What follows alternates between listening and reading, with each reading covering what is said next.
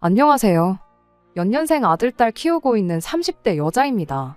신우 때문에 이렇게 사연도 다 적어보내게 되었네요. 남편과는 학교 선후배 사이로 알고 지내다 각자가 사회생활을 시작하게 되면서 연애를 시작하게 되었습니다. 그 뒤로 4년간의 연애 끝에 결국 결혼을 하게 되었고요. 거의 10년간 인연의 결실이 맺어지게 된 것이었죠.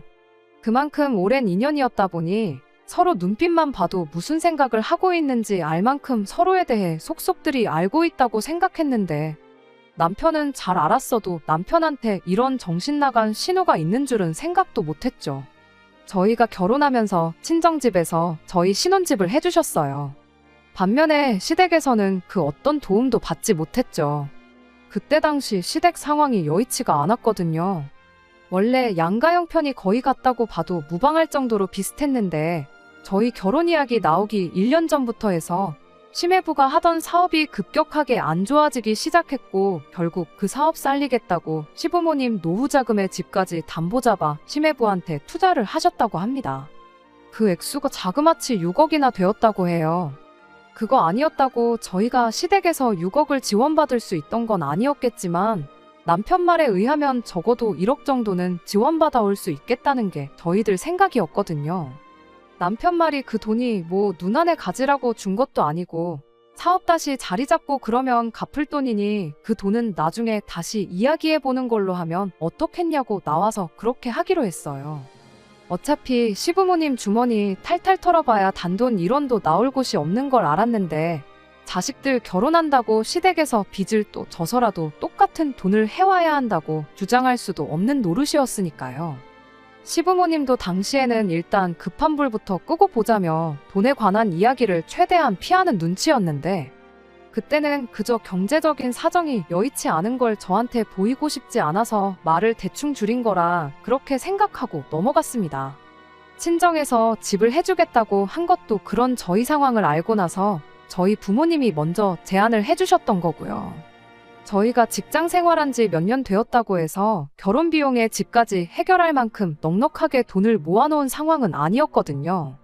그리고 친정에서 집을 해주셨다고 한들 그게 엄청 삐까번쩍한 집도 아니었어요. 그냥 투자 목적으로 재개발 수요를 노리고 오래전에 사놓은 아파트가 있는데 당장 재개발을 하는 것도 아니고 못해도 10년은 더 걸려야지 그 주변 일대가 활성화가 될 거라면서 일단 그 집에서 살 수 있게 여건을 마련해 주셨을 뿐. 그 집을 저희 가지라고 주신 것도 아니다 보니 시댁에서 돈 한 푼 안 해줬다고 해서 그게 불공평하네 만에 따질 것도 없었습니다. 저희 계획은 거기서 열심히 아끼고 모아서 시댁이 어느 정도 경제적인 여유를 되찾았을 때쯤 그때 가서 양가 지원을 얼마나마 받아서 이사를 나갈 계획이었죠. 그런데 신혼집 문제가 해결된 걸 가지고 시댁에서 먼저 이야기가 나왔습니다. 솔직히 저희가 살 곳이 해결되었다 뿐이지 집이 생긴 건 아니다 보니 예단이나 예물 같은 허례허식은 최대한 생략을 하고 싶었어요. 당장 그런 인사치레 하는 것보다야 저희가 단돈 얼마라도 더 가지고 있고 그걸로 주식에 투자를 하든 다른 어떤 것에 투자를 하든 그 목돈을 굴리는 게 더 이득이라는 생각이었거든요. 그래서 그 이야기를 드리려고 시댁을 찾아가 집 문제가 어떻게든 해결되었다는 이야기를 꺼냈는데 시댁에서는 그걸 저희가 신혼살림을 차릴 집이 해결되었다는 게 아니고 친정에서 집 한 채를 사주는 걸로 이해를 했는가 보더라고요. 그래서 제가 다시 그게 아니고 친정 부모님 명의로 있는 집에 저희가 몸만 들어가서 사는 거라고 다시 정정해서 시어머니께 말했죠. 그랬더니 시어머니가 주면 주는 거고 아님 아닌 거지 들어가서 살게 해주는 건 또 뭐냐며 저희 부모님을 두고 약간 치사하다는 식으로 한마디 하더라고요. 어디가 치사하다는 건지는 도무지 모르겠지만 그것보다 시모 반응이 솔직히 황당하고 어이가 없었습니다.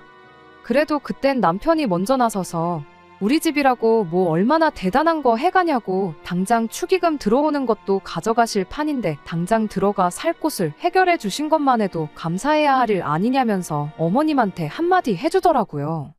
물론 그런 자식의 반응을 두고 시어머니, 시아버지 두 분 다 엄청 기분 나빠하셨어요. 자식이 부모한테 그렇게 말하는 게 맞냐면서요. 남편은 말투 가지고 그럴 게 아니고 현실적으로 생각해 보시라고 단호하게 한마디 하고 그 상황을 그대로 종결시켜버렸습니다. 그때는 남편이 그렇게 든든할 수가 없었어요. 아무튼 그렇게 예단예물 이야기도 잘 넘어가게 되었고 그렇게 저희는 결혼을 하게 되었습니다. 신혼살림을 시작한 이래로 허투루 쓴 돈 하나 없다고 자부할 만큼 악착같이 살았어요. 남들 하듯이 해외여행도 다녀와 보고 싶고 그랬지만 그런 거 살림살이 안정되고 해도 충분히 늦지 않다 몇 번을 되새기면서 좀 더 나은 미래를 위해 매일같이 열심히 살았습니다. 그리고 그런 와중에 저희 아이들이 태어나게 되었고요. 아이들이 태어나고 나니 우리 아이들을 위해서 더더욱 열심히 살아야겠다는 생각 말고는 다른 생각도 들지 않더군요. 그렇게 작년 말에 마침내 서울에 있는 아파트로 이사를 하게 되었습니다. 30평형인데 화장실이 하나밖에 없는 정말 지은 지 오래된 구축 아파트였지만 저희들 노력으로 구한 집이다 보니 감회가 남달랐어요. 사실 그때쯤 심해부 사업이 정상화되고 시어머니한테 빌려간 돈도 갚고 그래서 양가에 돈 얼마씩 지원받겠구나 그런 계획으로 살고 있었는데 애석하게도 심해부 사업이 결국 망해버리면서 시어머니는 심해부한테 투자했던 돈의 일부조차 돌려받지 못하게 되었어요. 시댁 지원을 못 받게 되었는데 친정 부모님한테 돈 얼마 해달라기는 또 뭐 하더라고요. 따지고 보면 친정 부모님 덕분에 조금이나마 빨리 이만큼 돈을 모을 수 있던 거나 마찬가지였으니까요. 그래서 정말 최소한의 대출만 받아서 집을 구하게 되었던 겁니다. 그리고 이사 들어오는 김에 큰맘 먹고 4천만 원 들여서 집도 처음부터 끝까지 싹 다 리모델링을 해버렸어요. 그렇게 리모델링까지 끝나고 한 달 정도 지나서 집들이를 하게 되었습니다. 친정 부모님은 집들이에 오셔서 그간 고생 많았다고 둘이 정말 대단하다고 칭찬 몇 마디 해주시더니 갑자기 1,000만 원이 들어있는 통장을 하나 건네셨어요. 큰 거 못 해줘서 미안하고 이 돈으로 가정가구 새 걸로 바꾸고 싶은 거 있으면 바꾸라고요. 저희들이 신혼 때 장만했던 가정가구들을 대부분 그대로 가져와서 사용하고 있었거든요. 남편은 아무래도 시댁에서 한 푼도 못 받을 걸 알고 있으니 괜찮다고 한사코 거절했지만 친정 부모님이 너무 강하게 나오셔서 결국 그 돈을 받게 되었어요. 그리고 그 다음 주에 시댁 식구들을 초대해 집들이를 하게 되었습니다. 시부모님은 물론이고 신우네도 같이 초대를 하게 되었죠. 신우가 저희 집에 들어오는 순간 이 집 참 재밌다고 아파트가 외관은 꼬름해 보이는데 아내는 나름 신축 아파트처럼 꾸며놨다고 하면서 뱁새가 황새 따라한다고 수고했다며 칭찬인지 욕인지 모를 말을 하더라고요. 신우네가 한참 사업이 잘 될 때는 서울에 있는 신축 아파트에 살고 있었어요. 저희 집하고는 비교도 안 될 만큼 좋은 집이었죠. 그렇다 보니 보는 기준이 높을 수도 있겠다는 생각은 들었습니다. 하지만 그거야 왕년의 일이지 당장만 두고 보면 월세 생활하면서 여기저기 전전하고 있었거든요. 그리고 그런 사정을 저희가 뻔히 알고 있었다 보니 웬만하면 집들이에 신우네를 부르고 싶지가 않았었어요.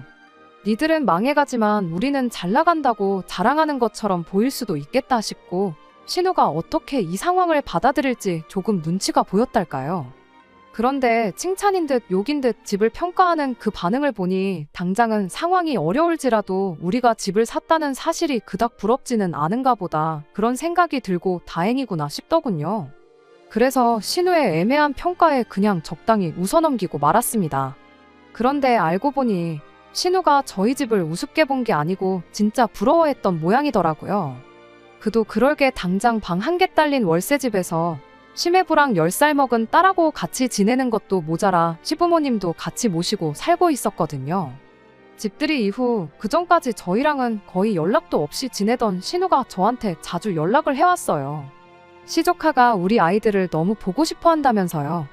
저희 애들이 그때 2살, 3살이었는데 10살 먹은 시조카에 비하면 한참 어리기도 했고 막상 집들이 때 시조카가 저희 애들을 이뻐하는 느낌은 하나도 없었거든요.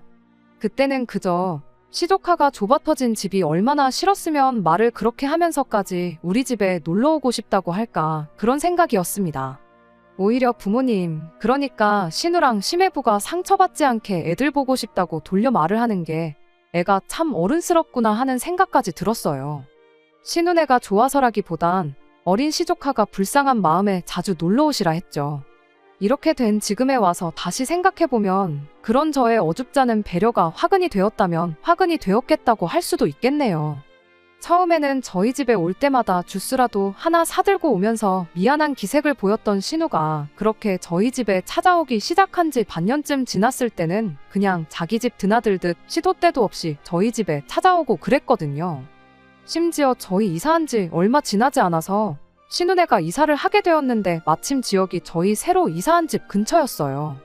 걸어서 25분 거리밖에 되지 않았다 보니까 신우가 마음만 먹으면 아무 때나 올 수 있는 거리가 되면서 그나마 멀리 살 적에는 한 달에 2번 오던 신우가 그냥 틈만 나면 동네 주민회관 드나들듯 오기 시작하게 된 것이었습니다. 처음에는 시조카가 집이 오죽 답답했으면 그랬겠냐고 오고 싶을 때 오라고 했던 건데 언젠가부터는 시조카를 데리고 오기는커녕 신우만 혼자서 저희 집에 찾아오기 시작한 게 더 문제였지요. 실은 시조카가 집에 있는 게 답답했던 게 아니고 신우가 좁은 집에 있는 게 답답했던 거였던 거죠. 신우가 그렇게 혼자 저희 집에 와서 하는 일이라곤 커피 머신으로 커피 한 잔 내려놓고 저희 집 냉장고에 있는 간식거리들 꺼내 먹는 게 일이었어요. 그거 다 끝나면 소파에 들어 누워서 여름에는 에어컨 빵빵 틀어놓고 TV 보고 보일러 빵빵하게 틀어놓고 낮잠 자고 그러는 게 일이었습니다. 커피가 없으면 저한테 전화해서 커피 사놓는 걸 깜빡했나봐 뭐라 하고 군것질거리가 없으면 집에 먹을 게 하나도 없다고 뭐라 하고 맨 처음 올 때 주스 같은 거 몇 번 사온 거 말고는 자기 돈으로 뭐 하나 사가지고 오는 일이 한 번 없었죠. 간식거리 같은 것도 솔직히 신우 먹으라고 채워놓는 게 아니고 시조카가 같이 올 때를 대비해서 몇 개 마련해 놓은 거였어요. 그런데 시조카는 오지도 않고 신우 혼자 와서 다 해치우는 걸 보니 참 염치가 없어도 저렇게 없을 수가 있나 싶었죠. 그리고 언젠가부터 그런 신우를 제가 견딜 수가 없었어요. 아이들은 어린이집에 있고 저희는 출근해 있어서 빈집인데 무슨 상관이냐 따진다면 뭐라고 해야 할지는 모르겠는데 싫은데 그냥 싫은 거지 꼭 이유가 있을 필요는 없잖아요. 결국 참다 못한 제가 남편더러 신우 좀 우리 집에 못 오게 하면 안 되느냐고 한마디 했어요.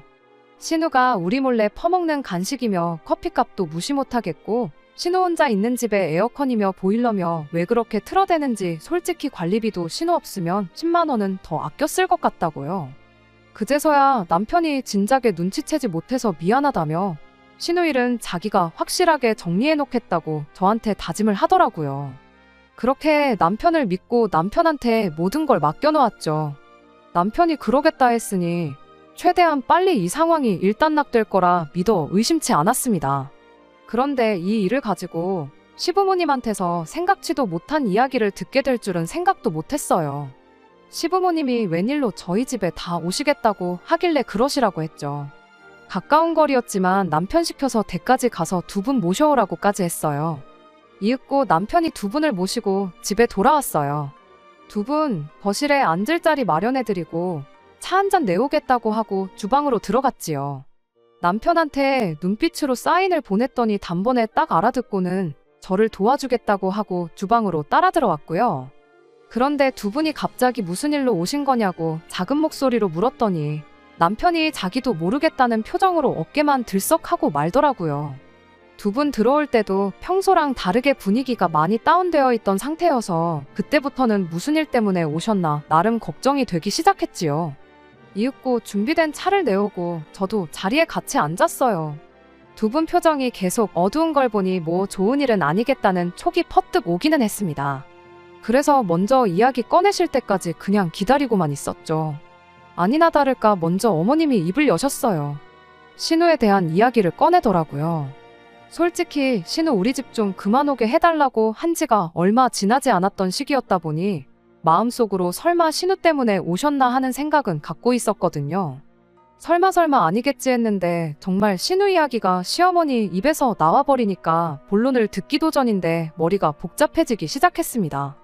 왜 신우를 못 오게 하느냐, 남매끼리 그래서 쓰겠냐 하면서 다시 신우를 우리 집에 자유롭게 드나들게 하라는 말을 꺼내면 어떻게 거절을 해야 하나 싶었는데 시어머니가 꺼내온 이야기는 단순하게 신우 좀 오게 해주라는 말이 차라리 나았겠다 싶었을 만큼 제 상상을 까마득하게 뛰어넘는 주제의 이야기였어요. 시어머니 말에 의하면 심해부가 그렇게 사고를 쳐놓고도 온 가족들 모르게 주식과 코인에 손을 대고 있었답니다. 그간 시부모님 노후 자금에 집까지 날려먹고 나서 그래도 나름 자기 때문에 이렇게 된 거 책임을 지겠다고 두 분 모시고 살면서 월세를 전전해가며 돈 되는 일이라면 정말 가리지 않고 하던 그런 사람이었거든요. 그런 책임감이나 생활력 같은 걸 저희도 나름 대단하게 여겼는데 그나마 그 힘든 와중에 벌면서 모아놓은 돈을 다 날려먹었나 봐요. 주식을 투자로 했어야 하는데 심해부는 그때 눈에 뵈는 게 없었는지 마치 도박을 하듯이 여기저기 돈을 빌려다가 계속해서 투자랍시고 코인이며 주식을 끊어내지 못했던 거죠. 그런데 그나마 재기해보겠다고 힘들게 모아놓은 돈까지 다 날리게 돼버리니 심해부가 갑자기 모든 걸 다 포기해버렸다는 겁니다. 당장 일도 나가지 않고 어쩌다 돈이라도 조금 생기면 생기는 대로 다시 코인으로 불려보겠다고 핸드폰만 붙들고 있고 그런 상황이라네요. 그래서 지금 당장 월세도 내지 못하는 상황이 되었다는 거예요. 그나마 두 분 없는 형편에 연금 나오는 게 있어서 그걸로 생활을 하고 있는데 이제는 더 이상 생활이 안 되는 상황이라면서요. 그러니까 그동안 신우가 이 꼴 저 꼴 보기 싫어서 저희 집에 그렇게 드나들면서 현실 도피를 했던 거라고 해요. 적어도 여기 있으면 남편이 핸드폰만 들여다보면서 아무것도 안 하는 꼴을 안 봐도 되었으니까 말이에요. 신우 사정이 딱한 것도 알겠고 현재 시댁이 어떻게 돌아가는지도 다 알겠는데 뭐하러 저희한테 이런 이야기를 다 꺼내시는가 했더니 시어머니가 이렇게 말을 하더군요. 여지껏 니들한테 돈 한 푼 해준 게 없었으니 최대한 내 선에서 니들 신경 안 쓰이게 하려고 노력했다만 이제 당신이 할 수 있는 건 여기까지인 것 같다고요. 지난 몇 년간 할 수 있는 만큼 했고 이제는 더는 못하겠으니 그렇게 알라시며 신우네를 저희 집에 살게 해달라는 소리를 하는 겁니다.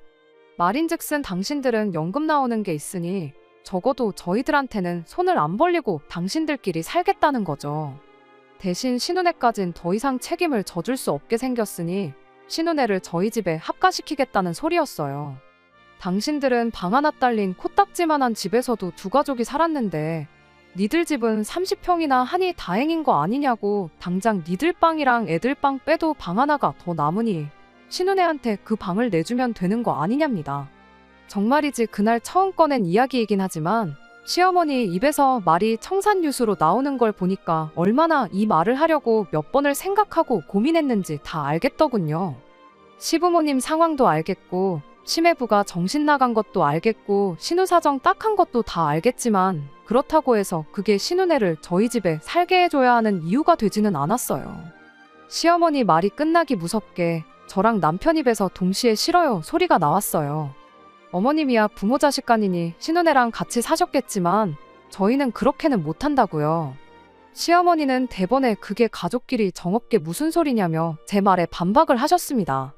부모 자식간이나 형제지간이나 똑같은 거 아니냐고. 그리고 신우가 이 집에 살면서 아이 봐주고 그러면 어린이집 비용도 아낄 수 있는 거나 마찬가지인데 니들한테는 이득 아니겠냐. 애 봐주는 사람이 한 달에 200만 원씩은 받는다는데 신우는 한 가족인데다가 또 시조카를 키워본 경력자이니만큼 믿고 맡길 수 있지 않겠느냐 하면서 짜증 섞인 목소리로 저한테 화를 내듯 따지기 시작하시는데 남편이 나서서 시어머니를 딱 잘라주더라고요. 그러면 누나가 우리 애들 말고 다른 집 애 봐주는 일을 하면 되는 거 아니냐고. 한 달에 200만 원이면 세 가족이 충분히 살 만큼 버는 거 아니냐. 굳이 우리 집에 방 한 칸 차지해서 살 필요 없는 거 아니냐고. 얹혀 살면 우리도 우리지만 누나랑 매형도 분명히 불편한 점이 있을 거다.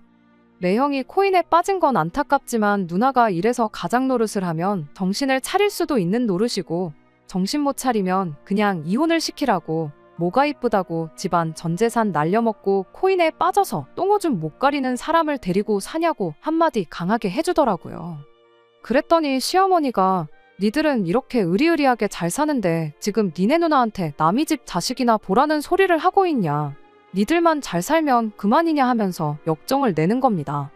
남편이 그간 서운한 게 있던 건지는 모르지만 누나네는 결혼할 때도 부모님 지원받은 걸로 모자라 결혼하고 나서도 전재산을 지원받지 않았냐. 거기는 그렇게 전재산 지원받고도 다 날려먹은 거고 우리는 지원 하나 안 받고 여기까지 온 거다. 그런데 어떻게 니들만 잘 살면 그만이냐는 말씀을 하실 수 있느냐 하면서 두 사람 사이에 고성이 오가기 시작했어요. 시아버지는 할 말이 없었는지 그 상황을 두 눈 뜨고 못 보겠는지 먼 산만 보고 있었고, 저는 저대로 괜히 불똥이 튀겠나 싶어서 아무 말 안 하고 가만히 있었습니다. 결국 그렇게 합의점을 찾지 못하고 시부모님은 집으로 돌아가셨어요.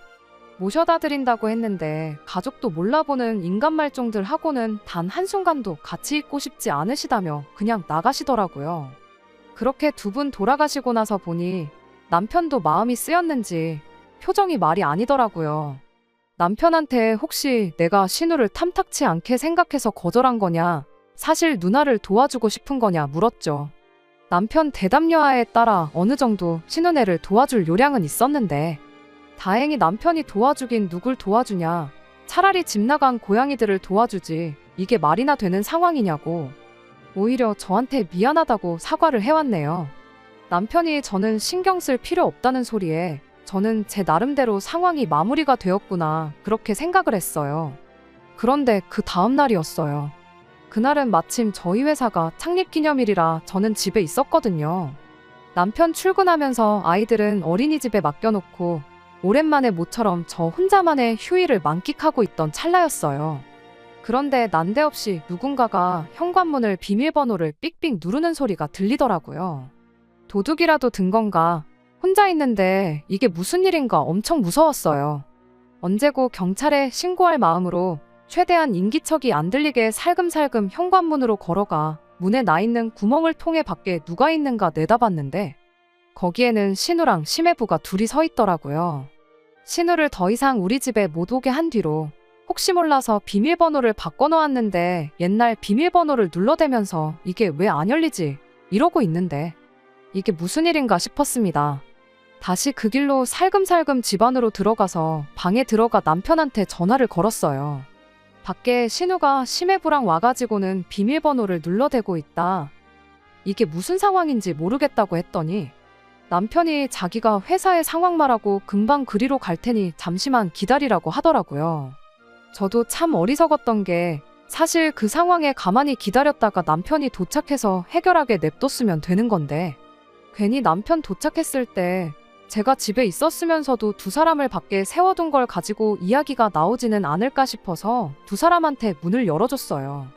나름 연기한다고 자다가 방금 막 일어난 척을 하면서 문을 살짝 열고는 무슨 일로 오셨냐고 능청스럽게 연락도 없이 어쩐 일로 오셨냐고 물어봤죠. 그런데 신우랑 심해부가 그런 제 말에 대답도 하지 않고 냅다 문을 잡아 뽑듯이 당기더니 막무가내로 집 안으로 들어오더라고요. 둘만 들어온 게 아니고 두 사람만큼 커다란 이민 가방 3개를 끌고 들어오면서요. 그러곤 그대로 저희 집 바닥에 드러눕는 거예요. 이 집에 같이 살게 해주기 전까지는 나갈 생각이 없다면서 말이죠. 그 더러운 꼴을 자식 앞에서는 보여주기 싫었는지 그나마 시족하는 시부모님한테 맡겨놓고 왔나 본데 그건 참 다행이다 싶었습니다. 시조카가 있었으면 애가 무슨 잘못이냐 불쌍한 마음에 제 마음이 같이 약해졌을 수도 있던 노릇이었으니까요. 신우 계획은 보나마나 뻔했어요. 집 비밀번호도 알고 있겠다. 저희 집 비었을 때 막무가내로 짐 싸들고 쳐들어와서 안 나간다고 뻐기면 저희들이 무슨 수로 그 둘을 내쫓겠나 하는 생각이었겠죠. 거기서 문을 열어준 저도 바보 같지만 참으로도 염치 없는 인간들이 세상에 또 있나 싶었습니다. 바닥에 대자로 드러누워서는 한다는 소리도 어이가 없었어요.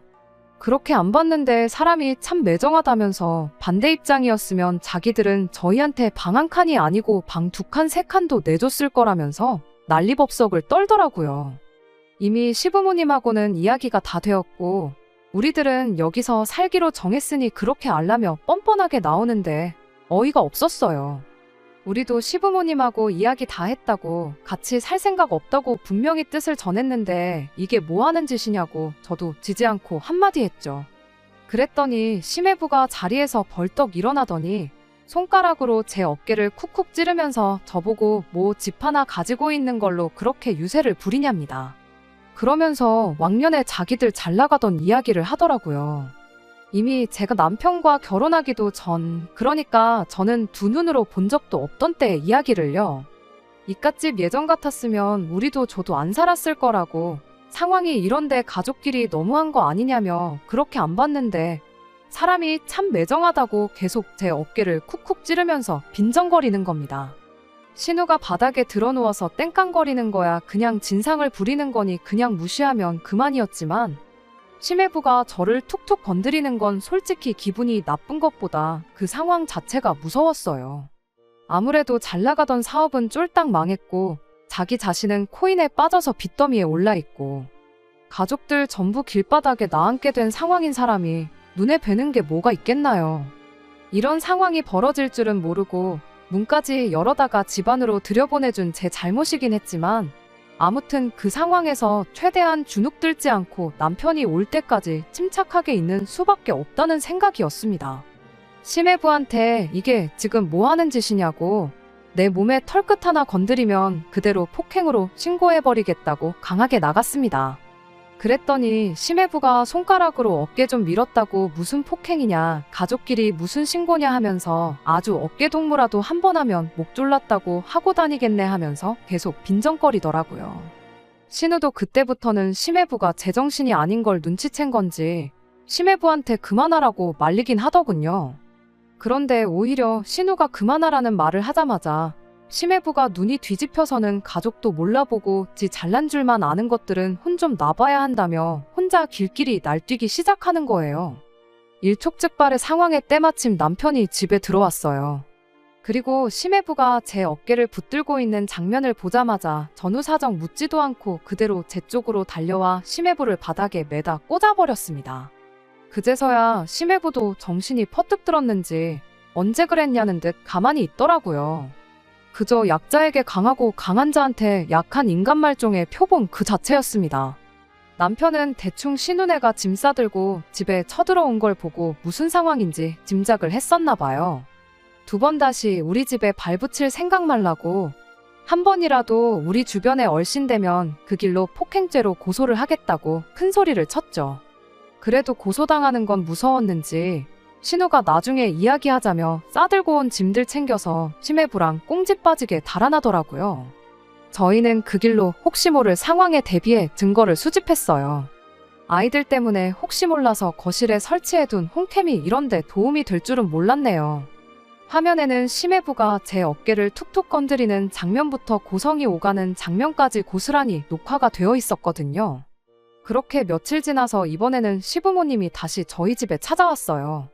심해부는 제정신이 아니라고 판단한 건지 딱 신우만 데리고 왔죠.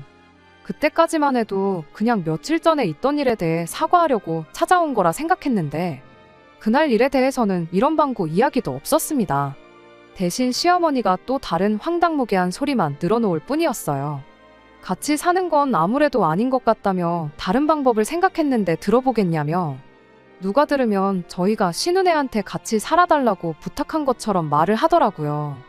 이미 그때부터 들을 가치도 없는 이야기가 나올 거라는 생각이었어요. 아니나 다를까 시어머니가 저희 친정부모님께 부탁해서 저희 이사 오기 전에 살았던 그 집을 신우네를 위해 비워줄 수 있는지 한번 물어보랍니다. 저희가 그 집에서 돈을 많이 모아서 이사를 나온 걸 보니 그 집이 아무래도 기운이 좋은 집 같다면서요. 나아가서는 그 집을 담보로 대출까지 받아줄 수 있는지 물어보라더군요. 그걸 기반으로 심해부가 다시 사업을 시작하면 어떻겠냐고.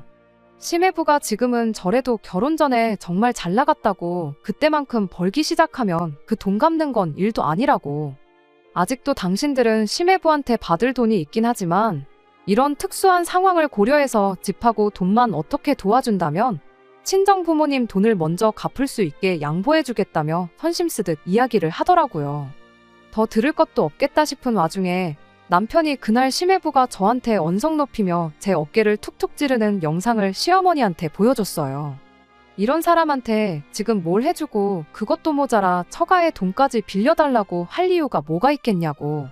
당장에라도 고소를 해도 모자랄 인간 도와줄 생각 없고 아무리 누나랑 내 조카가 걸려있다고 한들 자기는 도와줄 생각 추호도 없으니 그만 가시라고 단호하게 한마디를 하더라고요. 그랬더니 시어머니가 가족도 모르는 괘씸한 놈이라며 저희 보고 어디 니들 맘대로 한번 살아보랍니다. 가족들 내치고 연 끊고 살면서 잘 풀리는 사람은 당신 생에 본 적이 없다고. 어디 니들도 잘 되나 한번 지켜보겠다고요. 그 말에 남편이 눈 하나 깜짝 안 하고 연 끊고 살 건데 우리가 잘 되는지 안 되는지 그 소식은 어디서 들으실 거냐고, 연 끊을 거면 소식도 못 들을 만큼 우리 근처에 얼씬도 말아달라며 덤덤하게 한마디 하고 말더라고요.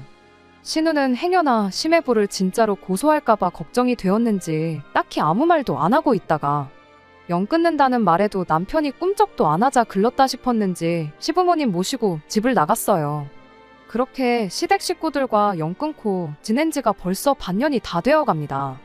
그간 남편이 제게 말은 안 했지만 그간 신우며 시부모님한테 맺힌 게 많았었나 봐요.